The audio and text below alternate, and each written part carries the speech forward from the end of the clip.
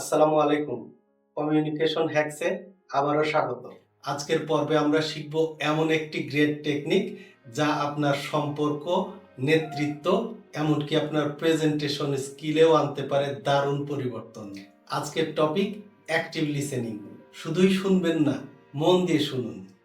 ধরুন আপনি কারোর সাথে কথা বলার সময় বারবার মোবাইল চেক করছেন অথবা কিছু একটা ভাবছেন।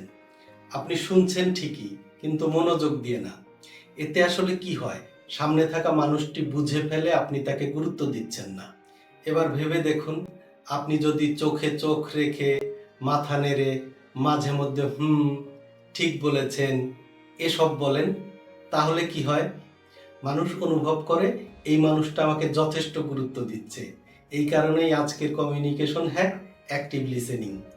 কেন অ্যাক্টিভ লিসেনিং গুরুত্বপূর্ণ? কারণ গুড লিসেনার্স মানেই গ্রেট কমিউনিকেটরস।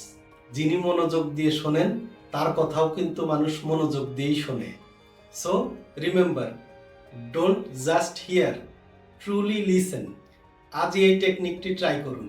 আপনার আজকের আলোচনায় অ্যাক্টিভ লিসেনিং ব্যবহার করে দেখুন, পার্থক্যটা আপনি নিজেই বুঝে যাবেন। পরের পর্বে আসছে আরও একটি অত্যন্ত গুরুত্বপূর্ণ communication hack. Till then, listen actively, communicate with heart.